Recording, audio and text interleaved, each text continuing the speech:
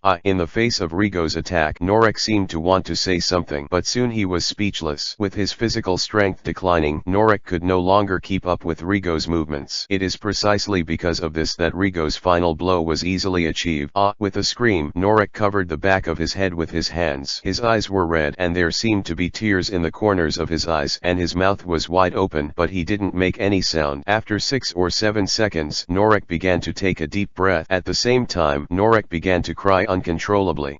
Some of the elite students watching the battle were surprised. Everyone was surprised by Norek's current performance. What exactly did Rigo do to Norek to make such a brutish man what he is now? Some people looked in the direction of Rigo and wanted to ask Rigo, but after the final blow, Rigo turned and left, ignoring the others. So, these people once again focused their attention on Norek. It's just that Norek in this state is unlikely to answer their questions. What happened in the end? Every elite student is very curious. Because Rigo and Norek were both fast, these students only saw Rigo attacking Norek with the stick in his hand. However, they did didn't know why Norek became what he is now. No one thought that ordinary attacks could make Norek what he is now. Norek tried hard to control himself, but the tears kept streaming down. He looked up at the elite student not far away, his eyes focused on him, and he didn't say much. Afterwards, Norek, who gradually recovered, also turned and left, staggering. Being beaten to tears in front of the students of the elite camp, Norek felt very ashamed and naturally had no desire to stay here any longer. Seeing Norek turn around and leave, the students of the elite camp naturally stopped getting together and left, but one of them didn't move, just stared blankly at the direction where Norek and Rego were fighting thoughtfully. The pain is really unforgettable. The student who stayed in place spoke up. This is a cadet that Rego has beaten with a stick. Yes, this student is Monet. During the competition in the Marine recruit camp, Monet and Rego met and was beaten by Rego. Since then, the pain has been engraved in Monet's heart, and now looking at Norek's expression, Monet knew that Norek felt the same pain as him. Rego, I will surpass you. Recalling the skills of Rego and Norek just now, Monet knew that he was far from being Rego's opponent now, but he believes that sooner or later he can defeat Rego. Then Monet also left and he was going to practice. This battle was Rego's first battle at the Marine elite camp. At the same time, the name Rego was also remembered by the students of the Marine elite camp because of this battle. These cadets knew that another monster was expected to appear in the Marine elite battalion. Rego, who left early, naturally didn't know what happened next, but for him, it doesn't matter what happens next. Now he just wants to go to the cafeteria for a big meal. A whole day of training plus the battle just now. Even Rego felt a little overwhelmed. As for what other Marine elite camp students thought of him, it really wasn't a big deal in his opinion. His target is no longer the ordinary students of the Marine elite camp. Perhaps his strength is currently the strongest in the Marine elite group, but Rego believes that it won't be long before he can leave these Marine elite camp trainees far behind. Chapter 54. Meet Tina. It's kind of boring. Rego sat in Marine's dining room, looked at the Marine students who came and went, and said, except for Kamii and Rankyaku/Tempest Kick, his Marine Rokushiki practice is still somewhat unskilled, and the rest are all successful. This training speed made even Zephyr, who had been prepared for it, surprised when he faced the superhuman potential of Rego. Therefore, after handing all Rokushiki to Rego, Zephyr stopped special training for Rego. According to Zephyr's words, Rego is a beast. No matter who is by Rego's side, he will be completely beaten. Even the former Marine Admiral is no exception. This is also one of the reasons why Zephyr's special training for Rego can end in a short period of time. Originally, this special training should last for half a year, but Zephyr did not want to continue to suffer from Rego's side. After all, he is not too young, and his heart is not good. If he watched that kid Rego get stunned in front of him every day, he would probably live many years less. Why doesn't this recruit battalion even have a beautiful woman to see? Life is too dull. Looking at the uncharacteristic Marine student in front of him, Rego started to yawn. Since Zephyr's special training for him ended, he has become the current lazy appearance, and the elite camp courses have been completely abandoned. After all, Zephyr is right. Although Rego's special training time is very short, Rego has learned all that he should learn. It can be said that there is no need for Rego to stay in the current elite camp. After all, Rego has already learned everything he wants to learn. In these days, Rego has the idea of preparing to graduate early. After all, life is too boring. Even Haki and Zephyr made it clear to Rego. Rego is just waiting for the opportunity to awaken. Once Haki can awaken, Rego's strength is estimated to be one of the best in the sea. After all, during this period of time, Rego's physical fitness has become more terrifying. Even Zephyr, who has been fighting against Rego, doesn't know Rego's current physical fitness. After all, Rego has shown enough things in front of Zephyr, so when facing Zephyr, Rego still hit something. He didn't want to hit the old man Zephyr too much. Rego estimates that if it's only physical fitness, he should be comparable to Marine Vice Admiral, and even said that there are still some areas beyond. However, the Vice Admiral of the Marine headquarters can all use the two-color Haki proficiently, which is incomparable to Rego. The current Rego, none of the three Hakis has awakened. Just when Rego was thinking about it, a somewhat familiar figure appeared behind Rego. It was a Marine student with long pink hair. When Rego just entered Marine's elite camp a few days ago, because some elite camp students completed the tasks of the elite camp outside, Rego did not see all the elite camp students at that time. In particular, Smoker and Tina, who appeared in the original book, seemed to have a mission at that time and were not in the elite camp, so Rego had no chance to see them. Okay, let's go back. After eating the last bite of food on the plate, Rego stood up and was about to leave the Marine canteen. Bang! Rego collided with Tina, who had just returned from the sea, and Rego, who was strong and fit, naturally would not suffer, but Tina was knocked back several steps and almost fell.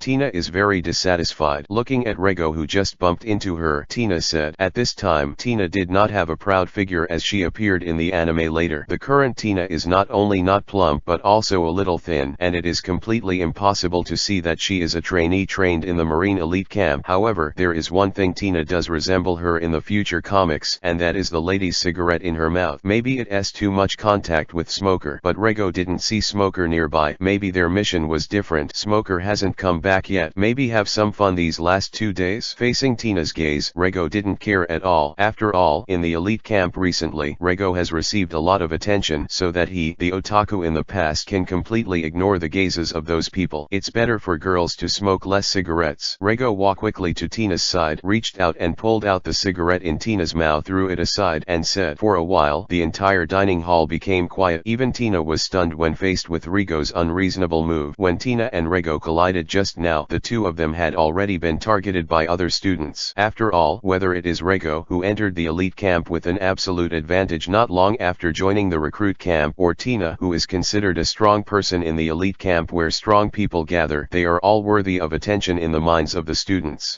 However, no one thought that in the face of Tina, who was a veteran in the elite camp, Rego's performance would be so casual. Just when Tina reacted and wanted to do it, Rego flashed out of the cafeteria. After Tina chased out of the cafeteria, Rego's figure had long since disappeared without a trace. After all, if the speed is only after all, not even Marine Vice Admiral can compare with Rego. You wait for me. Tina, who was unsuccessful in her pursuit, shouted at the door of the Marine recruit camp cafeteria. This volume can be said to be the pinnacle of Tina's life, and it will be difficult to surpass it in the future. Rego, who had already fled away, naturally heard Tina's roar. It's really tough. Hearing the words coming from behind, Rego sweated VVS for it. He somewhat regretted flirting with Tina today. In that roar, Rego could hear the endless troubles. What about her? Can she still eat me? Rego said silently in his heart. He knew that under that scene at that time, his identity could not be kept secret, and Tina would definitely come to the door soon. After all, although Tina didn't know him, there were not a few Marine students in the cafeteria who knew him. Let's go back first and talk about other things later. Rego didn't continue to think about it and continued to walk in the direction of his dormitory. Rego, come with me. Suddenly, Zephyr appeared in front of Rego and said, Chapter 55 See Sengoku, your mission is over. Zephyr spoke as Rego followed behind Zephyr. In the days following Rego's special training, because of boredom, Rego pestered Zephyr to go out, hoping to get Zephyr's permission. Going out is not an easy task for a Marine recruit camp student like Rego, especially after joining the elite camp. Every time you go out without a mission, you need to get permission from Zephyr. So, after being rejected by Zephyr, Rego asked Zephyr for a mission. After all, as long as there is a task at hand, Rego will have a reason to go out. Under Rego's strong request, Zephyr reluctantly agreed to Rego's request. Zephyr also knew that there was no room for improvement in Rego's strength in the elite camp. Zephyr estimated that the only elite camp student who could compete with Rego was Smoker, but even Smoker is only able to fight Rego because he's a Logia Devil Fruit user. As for the other elite camp students, they probably won't be able to last a few rounds in front of Rego. The difference in strength is simply too great. It was for this reason that Zephyr agreed to Rego to help him find a suitable task. Otherwise, according to the regulations of the elite battalion, Rego is not currently qualified to accept the mission. After all, the tasks of the elite camp are prepared for students who have joined the elite for more than 1 year, and most of these tasks are team tasks, very few individual tasks. Even the trainees of the elite camp can hardly complete the tasks posted by Marine alone, and Rego joined the elite camp for less than 2 months and was not qualified to accept the task at all. Zephyr knew that Rego's strength was only possible on the open sea. After all, a real life and death battle is the best way to improve your strength. There is no doubt that this condition is not available in the Marine elite camp, so Zephyr agreed to find a suitable assignment for Rego. For this disciple with unlimited potential, Zephyr really likes it. In this way, Rego followed behind Zephyr and entered the office of the highest ranking figure in the Marine headquarters, Marshal Marine Sengoku's office. Zephyr walked in front of Rego and knocked gently on the door of Sengoku's office. Please come in. A slightly serious voice came from the office. Under the leadership of Zephyr, Rego followed Zephyr into Marine Marshal Sengoku's office. It's Zephyr. Please take a seat. Seeing Zephyr walking in from the door, Sengoku spoke up. Then, Zephyr pulled Rego and sat aside. This is the Rego you always talk about in my ears. After Zephyr sat down, Sengoku spoke. Sengoku is actually somewhat familiar to Rego. After all, Rego was recommended by Garp when he entered the Marine recruit camp, and it didn't take long for Rego to enter Marine's elite camp with an absolute advantage. Since then, Sengoku has been following Rego. After all, a young man man with great potential like Rego is very hard to see in the Marine recruit camp. What's more, this young man has the approval of his two colleagues, Garp and Zephyr. This can be said to be the first time in the last 10 years. Marshal Sengoku. After Rego noticed that Sengoku's eyes were shifted to him, Rego stood up and said, "After all, this is the current commander of Marine, and he has the right to speak out in Marine." At this time, Rego would naturally not stab. After all, he stayed in the Marine well and had no intention of leaving, so it was impossible for him to offend Zephyr. "Zephyr, you're here for that mission." After signaling to Rego Vivi, Sengoku spoke. "A few days ago, Zephyr asked Sengoku for a mission suitable for a Rear Admiral level character in the Marine headquarters. At that time, Sengoku thought that Zephyr was going to carry out with the students of the elite camp, but now watching Zephyr bring Rego to his office, Sengoku knew that the mission was what Zephyr asked for Rego. That's right, Zephyr is still very familiar with Sengoku, so there is no politeness. Rego's strength is growing very fast, so I'm going to let him go out and work out. In general, Zephyr can call the shots when it comes to dealing with ordinary elite camp cadets. But Rego was different. Rego was recommended by Garp to join the Marine recruit camp, and because of his outstanding performance, Rego has already made a name for himself in Sengoku and has received Sengoku's attention. So when deciding to send Rego on a mission, Zephyr took Rego directly to Sengoku's office. After all, every task is risky. For a student like Rego who has received Sengoku's attention, Zephyr naturally needs Sengoku from the ward when he assigns a mission to Rego. "Are you going to give this task to Rego?" Sengoku spoke again, frowning. "Vivi S. You know, this task in Sengoku's hands is suitable for Marine headquarters Rear Admiral to complete. At present, Rego is just a student of the Marine elite camp. No matter how talented Rego is, Sengoku doesn't quite believe that the current Rego can accomplish this task. Even the current Marine 3 Admiral, when he first joined the elite battalion, was not capable of such a task. It is even said that this task is enough to serve as the graduation assessment of Marine 3 Admiral. You must know that the current Marine 3 Admiral, when graduating from the Marine elite camp, was only awarded the position of Marine Rear Admiral by the Marine headquarters. At that time, it was estimated that they could just complete the task currently in the hands of Sengoku and Rego. It's not that Sengoku is not optimistic about Rego, but this task is really too difficult for a Marine elite camp student. "Sengoku, do you think I'm going to mess up?" Zephyr understands Sengoku's concerns. Even if he didn't fight Rego himself, he wouldn't believe that Rego could have the strength of Marine Rear Admiral. But after fighting Rego, Zephyr still determined Rego's strength. In Zephyr's view, the current Rego has the strength of Marine Rear Admiral. It is for this reason that Zephyr entrusts Sengoku with the task of keeping an eye on the Marine Rear Admiral's range of strength. After all, if Rego wasn't strong enough, Zephyr couldn't watch Rego go to his death. After hearing Zephyr's words, Sengoku gave Zephyr a deep look and didn't speak. Sengoku then handed Rego a piece of information on the table. "This is the task that Rego needs to accomplish when going to sea this time." Chapter 56. Go to Sea. Marine Headquarters, Marine Fort. Rego, who was standing on the pier, watched the Marine soldiers coming and going, waiting quietly. Yesterday, Rego had accepted the mission Zephyr had prepared for him. The mission this time is similar to the mission of joining the Marine elite camp last time, which is to destroy a pirate group. It's just that the destination of this mission is in West Blue, and this time there is a different place from last time. This time Rego can go with a warship by himself, instead of taking a passenger ship to complete the mission like last time. "Sir, the warship is ready to travel." While Rego was standing on the pier in a daze, a soldier walked up to Rego and said, "This soldier is the adjutant of Rego's warship." "Okay, then let's go." After hearing the soldier's words, Rego slowly returned to his senses and replied, "Although the current Rego has no rank, but under the care of Zephyr, Rego has successfully obtained the command of the current warship. After all, the task that Rego has to complete this time is not simple. If Rego does not have the command of this warship, it will become very troublesome." This is a situation neither Zephyr nor Rego wants to see. It was for this reason that Zephyr dropped his old face to talk to Sengoku. After all, the difficulty of the task that Rego accepted was far beyond what this warship could bear. If only relying on the Marine soldiers on this warship, it would be impossible to complete this task. It was for this reason that Sengoku agreed to hand over command of the warship to Rego, and not just looking at Zephyr's face. Otherwise, as a Marine recruit, Rego, who has never participated in any Marine battles, would not have been able to take command of a warship at all. After all, war is no child's play, and every command of Rego, the leader, may have irreversible consequences. It is for this reason that it is extremely difficult for a Marine recruit to gain command of a warship, especially Marines like Rego who have not participated in the Marine collective battle. Before Rego, there was little precedent. After all, Marine headquarters is responsible for the life and safety of every every Marine. Although it is said that after becoming a Marine there will be many life and death crises, but this does not mean that the Marine headquarters does not pay attention to the life of ordinary Marines. Therefore, in only one case, the Marine headquarters will accept a Marine who has no command experience to command a warship. That is, this Marine has extremely powerful strength. At this time, it doesn't matter whether this Marine has participated in the Marine collective battle. After all, what you believe in on the sea is strength, not so-called experience. In this situation where the strength is absolutely ahead, no amount of experience can make up for it. Take Garp for example. Garp in the anime can't tell that he has any command ability, and Garp often does a lot of unreliable things. But even so, the Marine soldiers who followed Garp were much safer than the Marine soldiers under other Marine generals. After all, according to Garp's strength, he can hardly meet any opponent in the sea. Naturally, the Marines under his hands will not be damaged. Then the adjutant followed Rego and boarded a warship parked at Marineford Pier. "Hello, sir." After Rego had just boarded the warship, a line of upright Marine soldiers saluted Rego. Finally back on the sea again, Rego stood on the deck of the bow, looking at the vast sea, and said with emotion, for some reason, after leaving the sea, Rego began to miss the sea. Perhaps this is the unique charm of the sea in the world of One Piece / King of Pirates, Rego thought to himself. Afterwards, Rego's attention returned to the warship again. After careful observation, Rego discovered that the warship was just an ordinary Marine warship. Generally speaking, such Marine warships are under the command of the Marine headquarters colonel. For a recruit like Rego who hasn't graduated from the Marine elite, it's already pretty good. "I thought it could be a rear admiral warship, but I didn't expect it to be a colonel," Rego said with some disappointment after turning around on the warship. Of course, Rego can be considered to be cheap and well behaved, although the task in his hands is indeed a task that can only be completed by the Marine headquarters rear admiral. But this does not mean that the evaluation of Rego in the Marine headquarters is already rear admiral. Even with Zephyr's protection, Sengoku would not have rashly determined Rego's strength. Rego can only make Sengoku accept this fact by showing a solid record. After all, a 14-year-old Marine's rear admiral, it's a bit appalling to say it. For example, ordinary Marine elite camp students can graduate at the age of 18, and after graduation, except for a few extremely outstanding students, they can get the rank of colonel. Most of the other students who graduated from the Marine elite camp can only get the rank of Major Marine, and Rego, a cadet who has not yet graduated from the Marine elite battalion, can lead a warship of a Colonel Marine. In the history of Marine headquarters, it can be regarded as unprecedented. "Sir, what exactly is our mission to go to sea this time?" Just when Rego was looking at the sea, the adjutant came up and asked. Due to the lack of time, none of the Marines on this warship knew about their mission. These Marines only know that their destination this time is an island called Kabani in West Blue. As for what the specific task is, they are not very clear. However, the vast majority of Marines on the ship did not take this mission to heart. After all, their officers don't seem to be very old, and their strength should not be too strong, and most people think that Rego is a high-level child of the Marine headquarters. The purpose of going to sea may be just to see the scenery. After all, it is impossible for the Marine headquarters to give an overly important task to a child who looks young. "Well, our mission target is a pirate group in West Blue." After hearing the adjutant's question, Rego gave a vague answer. The pirate group targeted by this mission is also quite famous in West Blue. Rego knew if he said the name of that pirate group, this journey is probably not as comfortable as he imagined. After all, for these Marines, that pirate group is not something they can handle. This is just a colonel-level warship of the Marine headquarters, and the tasks they perform on weekdays are also the colonel-level tasks of the Marine headquarters. But this time the mission is the Marine headquarters rear admiral level mission. Colonel Marine and rear admiral of Marine is still very large. Once let them know the goal of this mission, it may be a very big blow to their hearts. Therefore, Rego decided to tell them the mission after arriving at West Blue. Let their psychological pressure come a little later. Chapter 57 Weird Things on a Warship. It was late at night, and most of the Marines on the entire warship had fallen asleep. It was at this time that Rego quietly came out of his room with a black stick in his hand. "In order to improve my strength, I also work very hard." Looking up at the sky, Rego muttered to himself. It is late at night, but the night sky here still looks very bright. In the distant starry sky, is there a planet that is the Earth? Rego had some whims and said in a low voice. Rego knows that the world of One Piece / King of Pirates is also a sphere. It's just that he doesn't know if the sphere and the Earth are in the same universe. "Forget it, I'll do my business first." Perhaps on the other side of the starry sky, there is the world that Rego has been thinking about. Before falling into nostalgia, Rego still had to finish what he called serious things. Soldiers are soldiers. Discipline is much stronger than those of the pirates. Looking at the Marine soldiers who were attentively alerting not far away. Rego thought to himself, there is no doubt that the marine soldiers on this warship are far more disciplined than the few pirate groups that Rego had encountered before. Just, do you want to give them something? Rego waved the stick in his hand and thought to himself. Rego knew that if he knocked out these guards, it would be very beneficial to his next actions, but it's also possible to get into trouble. After all, in Marine, the responsibility of guarding officers is very great. Once the Marine soldiers in charge of vigilance were knocked unconscious by Rego, they were caught by other Marines. Would be a very serious accident. In the absence of Rego, the punishment these Marine soldiers face is definitely not a simple matter. Forget it. After thinking about it for a while, Rego gave up the idea. After all, he is a person who is afraid of trouble, and Rego also believes that these Marine soldiers in charge of vigilance are unlikely to have any influence on his next actions. Shave. In an instant, Rego bypassed the Marine soldiers in charge of vigilance and entered the room where the ordinary Marine soldiers rested.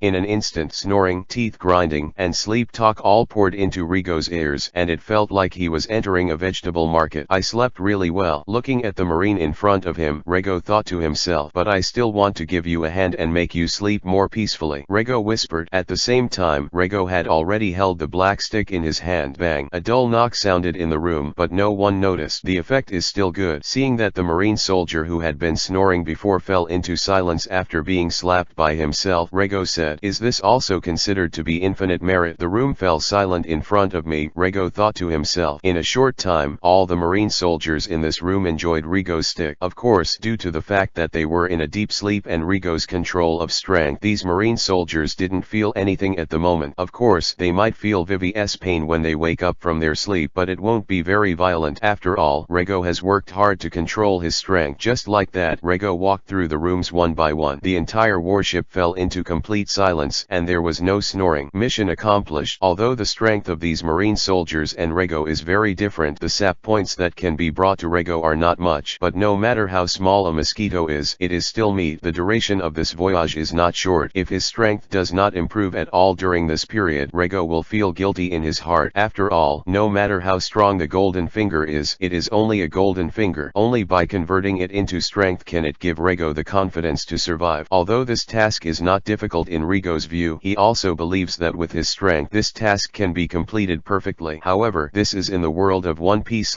/ King of Pirates, and any accident can happen. Therefore, Rego is unwilling to give up any chance to become stronger. Okay, go to sleep. Glancing at the Marine soldiers still on guard at the bow, Rego returned to his room. The next day, the Marine soldiers who fell asleep slowly woke up. I really slept to death, a Marine soldier with insomnia said. Due to physical reasons, he wakes up several times every night, which greatly affects his rest. But what struck him was that he didn't wake up once last night. Am I cured? The soldier thought to himself, feeling a little happy. The Marine medic who diagnosed him at the beginning said that his disease was congenital, and there was little chance of improvement in the day after tomorrow. And the fact is just like what the Marine medic said. His illness has not improved in the slightest over the years. Even if he took the opportunity of his mission to visit famous doctors around the world, his illness did not get any better. So much so that he had given up the possibility of the disease getting better in his heart. Just why does the back of my head hurt? Feeling the pain from the back of the head, the soldier was a little strange. At this time, the other soldiers in his room also slowly woke up, and a large percentage of people do the first thing they do after waking up is stroking the back of their head. Although these people didn't know what happened last night, they knew that the back of their heads was a little uncomfortable. But this matter was not taken to heart by these Marine soldiers. After all, an occasional pain wouldn't make these nerve-wracking Marine soldiers pay too much attention. Maybe it's because I didn't sleep well last night, some soldiers thought to themselves. And just like that, another dull day passed. After the sun rose, the Marine soldiers on the warship slowly woke up. Am I really cured? This Marine soldier, who wakes up several times a night on weekdays, has an extremely surprised expression on his face. After all, if the first night was just an occasional accident, then, if it was an accident last night, it would be unreasonable. After all, how could there be so many surprises? The Marine soldier, stunned by the surprise, ignored the pain in the back of his head. But most of the other Marine soldiers began to feel a little strange. Did you sleep in the wrong position last night? Even the nerve-wracking Marine soldiers felt a little out of place. But they still can't tell what's not normal. More tomorrow. Chapter 58 O'Hara. The warship has been at sea for several days and is getting closer and closer to West Blue. Rego stood on the bow, looking at the blue sea, not knowing what he was thinking. At this moment, the adjutant came up. Is everything on the ship normal? Nothing happened. Looking at the adjutant in front of him, him? Rego asked subconsciously. There are so many unexpected situations that may be encountered in sailing at sea. Rego should not be careless. After all, he is the commander of this warship, and he can no longer just take care of himself as before. If only Rego was alone, Rego could almost guarantee his absolute safety in the sea. But now that he has a group of subordinates, he also needs to try to ensure the safety of his subordinates. No surprises. Just after hearing Rego's question, the adjutant immediately answered, "Just what? Is there anything not to say?" Looking at the hesitant adjutant in front of him, Rego asked suspiciously. In Rego's knowledge, this adjutant has always been the kind of person who acts very simply and has a strong military atmosphere. But today, what happened? Yeah,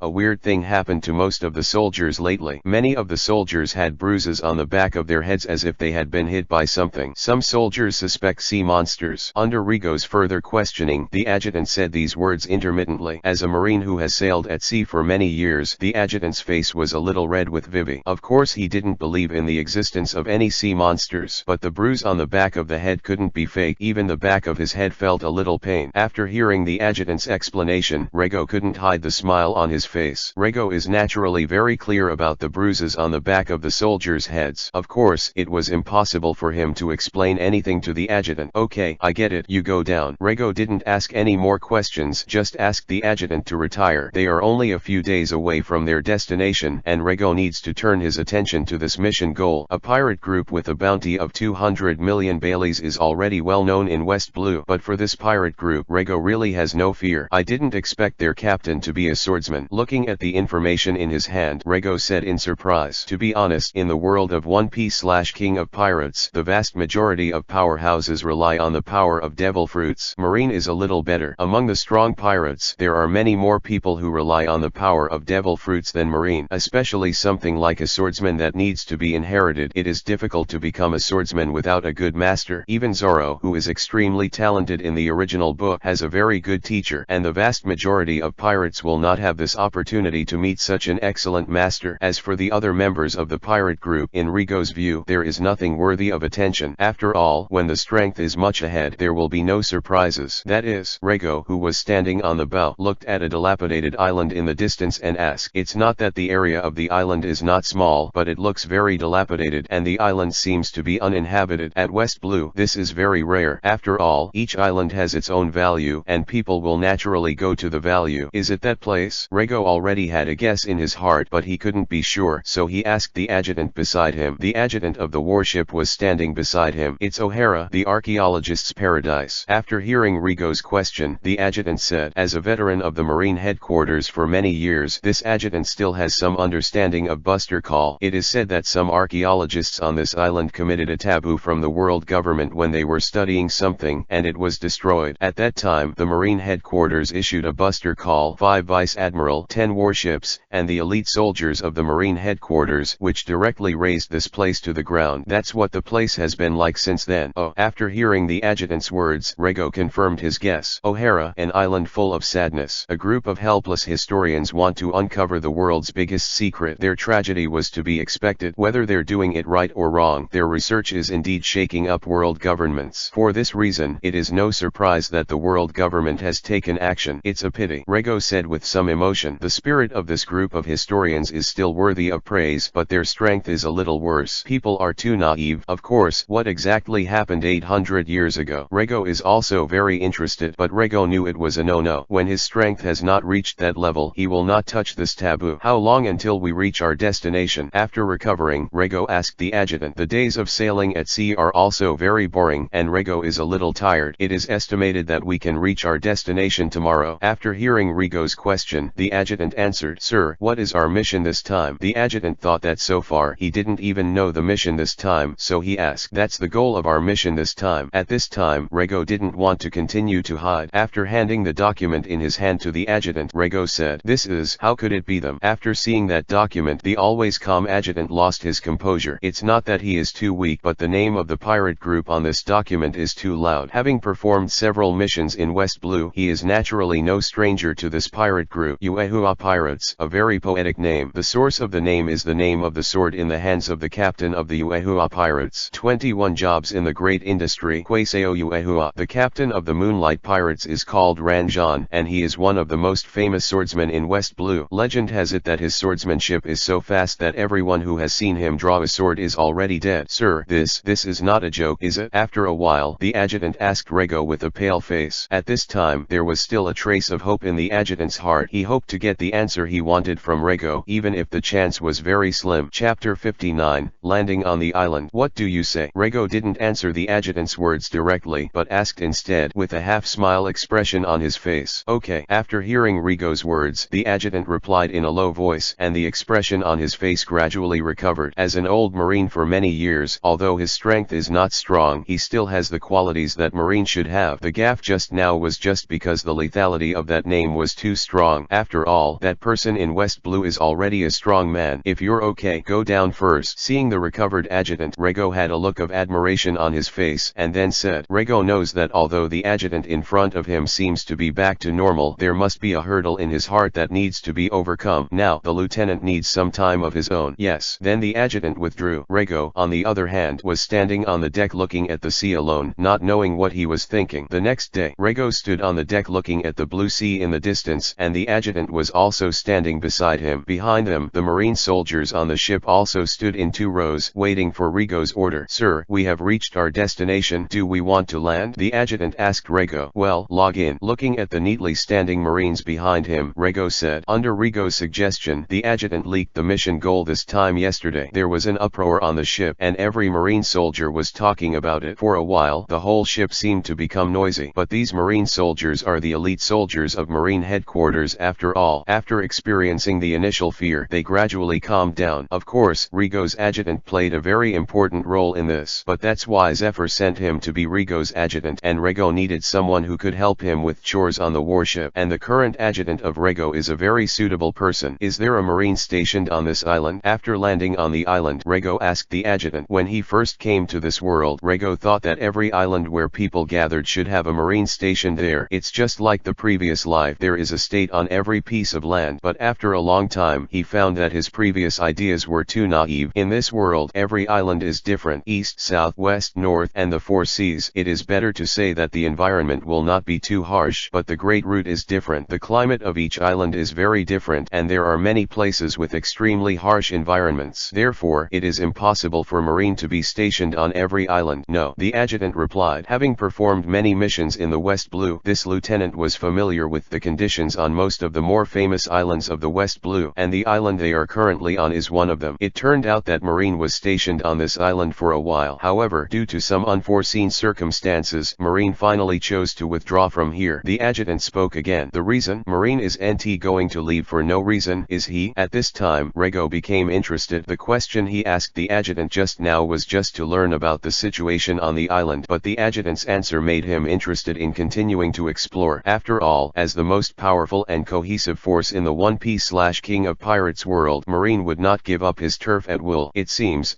to be related to the struggle of the upper ranks of Marine. I don't know the specifics. After hearing Rego's question, the adjutant bit the bullet and explained it. After all, the fighting among the Marines had nothing to do with little people like them. That kind of thing is not something they can discuss at will. From the adjutant's point of view, it was a stunned young man like Rego who just came out of the recruit camp who would ask such a question. Oh. After hearing the adjutant's words, Rego responded and did not continue speaking. At this time, Marine, who was dispatched by Rego, just returned. Report, sir. The camp of the Uehua pirates has been found, and the Uehua pirates are just repairing in the camp. Okay, I see. Looking at the Marine soldiers in front of him, Rego said, looks like the battle is about to begin. Kun, are you ready? Kun was the name of Adjutant Rego. As long as you can complete your task, we can handle the others. After hearing Rego's words, Kun said, the tone is very tough, with a kind of military ambition. Yesterday, Rego had already discussed with Kun how to fight the Uehua pirates. Moreover, in order to make up for the gap in strength between the two sides, Rego set a task for himself. The 3 major powerhouses of the Uehua pirates, including the Captain Chaos, will be handed over to Rego to deal with. Okay, pass my order for Marine soldiers to assemble. In this way, Rego took his Marine towards going the station of the Uehua pirates, the largest force on the island. It was at this time that the Uehua pirates had also discovered Rego and the others. Is there only one Colonel-class warship in the station of the Uehua pirates? A thin man sitting on a chair asked a man standing beside him. This emaciated man is the captain of the Moonflower pirates, the swordsman Kuroiki. Although Kuroiki's body is very thin, his eyes are very sharp like an eagle. Colonel. Yes, my subordinates specially sent people to the pier to observe it. There is indeed only one Colonel Marine-level warship. The standing man replied respectfully. In the world of pirates, the strong have always been respected. Therefore, this man has always been very careful when facing their captain. After all, the Kuroiki in front of him was a very murderous person. Not only the enemy, even the members of the Uehua pirates who died in his hands were not a small number. That's odd. Does Marine think a little colonel can handle me? Kuroiki said to himself while the man next to him lowered his head, waiting for Kuroiki's order. Okay, don't worry about those Marines. Tell the people below, don't take the first shot at Marine. After a while, Ike said, although he wanted to kill this part of Marine, he knew he couldn't do that. Although a colonel from the Marine headquarters would not be in his eyes, he did not want to anger the behemoth of the Marine headquarters. That's not something he can offend. Chapter 60. Captain. At this moment, a member of the Uehua pirates came over and shouted in a flustered tone, what's the matter? Looking at the panicked members of the pirate group, Kuroiki's face turned blue. Kuroiki has always considered himself to be a top figure in West Blue, and he has strict requirements for his subordinates. Such a fussing performance, in his opinion, is really too embarrassing, and it will damage the face of their Uehua pirates. Therefore, Kuroiki felt that his Moonflower pirates did not need such shameful people. Thinking of this, Kuroiki moved his hand, and his hand touched the moonlight sword on his waist. Captain, outside. For the change of their captain, this member of the pirate group who came over did not notice at all, and still wanted to report the situation just discovered to their captain. However, just as he was reporting the matter to Kuroiki with his mouth open, Ike started. The surrounding pirates only felt that something flashed in front of them, and then the pirate fell softly to the ground, and blood slowly flowed out of his body. Go outside and ask what happened. Kuroiki didn't look at the pirate member who fell to the ground, but opened his mouth to the people around him. Yes. After hearing Kuroiki's words, the surrounding pirates responded in unison. One of the pirates went straight out to ask what just happened. The other people consciously began to clean up the mess, throwing out the body of the person who had just been killed by Kuroichi, and the blood was quickly cleaned up. For these pirates, Kuroiki's cruelty has long been accustomed to. In the past, some people had resisted several times, but in the end they were suppressed by Kuroichi with more brutal means. After that, no one dared to rebel against Kuroichi. After all, as the captain, Kuroiki is the strongest member of the Moonflower pirates. Captain, those Marines are moving towards us. Soon, the pirate who was sent out by Kuroiki to find out the news returned. Moreover, the pirate also brought back a piece of news that made Kuroiki very angry. What? They're courting death. Originally, Kuroiki wanted to give Marine a face and not go to this Marine's trouble, but what he didn't expect was that this team of Marines was so ignorant and dared to come to trouble him. Since it was you who shot first, don't blame me for being rude. Kuroiki thought silently in his heart that he had already decided to teach the Marines a deep lesson. Pass my order. All members gather. Then, Kuroiki gave orders to the pirates beside him, and he himself stood up and walked outside. He wanted to see who led this group of Marines, so he didn't give him Kuroichi's face. I didn't expect that Marine would send a hairy boy. Kuroiki looked at Marine's commander Rego in front of him and thought to himself, in his opinion, Marine is absolutely blind to think that such a young man can deal with him. After all, he, Kuroichi, has been in West Blue for more than 10 years, and he has seen a lot of wind and waves. Boy, are you here to die? Suddenly, Kuroiki opened his mouth with disdain. If it is said that Kuroichi's psychology is still relatively cautious before seeing Rego, Kuroichi was completely relaxed after seeing Rego. In his opinion, someone as old as Rego is absolutely impossible to be his opponent. In addition, their Uehua pirates are also in an absolute leading position in numbers. In such a situation, even a well-trained Marine would not be able to make a fuss. No, I'm here to carry out the mission of the Marine headquarters. The content of this mission is to destroy the entire Uehua pirates. Naturally, Rego didn't take Kuroichi's sarcasm seriously, but answered in a serious manner. His thoughts are the same as Kuroiki. In his opinion, the Uehua pirates will definitely be destroyed. What he wanted to do was to minimize the casualties of Marine's soldiers and try not to let any member of the Moonlight Pirates go. After all, every pirate that escapes is a destabilizing factor for the nearby residents. It is even possible to cause the death of a large number of ordinary people, which is not without precedent before. Good boy, your mouth is still hard. After hearing Rego's words, the anger in Kuroiki's heart couldn't be suppressed. If just now Kuroiki wanted to let Rego go in exchange for some goodwill from the Marine headquarters, the current Kuroiki has only one idea, and that is to use his knife to cut the Marine in front of him into countless pieces. He wants to tell Marine that although Kuroiki is just a big pirate in West Blue, he is also very powerful. Not all cats and dogs can come to him to run wild.